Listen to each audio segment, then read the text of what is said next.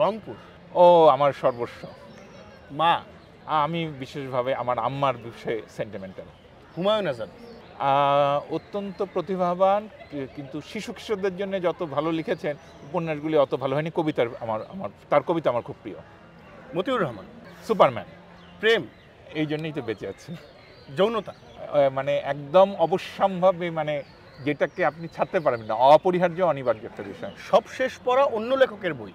আমি তো সর্বশেষ পড়লাম, এটা হচ্ছে নম চমস্কির what kind of creatures are we. এটা গত সপ্তাহে পড়েছিলাম এই জন্যে যে আমার কলামে গণতন্ত্র বিষয়ে তার লেখা থেকে অনুবাদ করতে হয়েছে। শেষ কবিতা আনিস ভাই। আমি কবি হতে চেয়েছিলাম। আনিসুল হক। আমি মনে করি লোকটা অন্যের ক্ষতি চায় না। নেশা। যে কোনো বিষয়ে নেশা করা উচিত। র্যাবো বলেছেন নেশা করুন, হয় কবিতা অথবা সঙ্গীত অথবা অন্য কোনো কিছুতে, কিন্তু নেশা করুন। আনিস ভাই আড্ডা। আড্ডা বেশি দেওয়া ঠিক না, অনেকে ভাবে ফলদায়ী, আসলে আড্ডা ক্ষতিকর। জীবনের উদ্দেশ্য। জীবনের কোনো মানে নাই, কিন্তু মানে খোঁজাটাই জীবনের উদ্দেশ্য। পিতৃত্ব। আবার সেন্টিমেন্টাল হয়ে যাই। সন্দেহ। সন্দেহ কম করতে পারলে ভালো।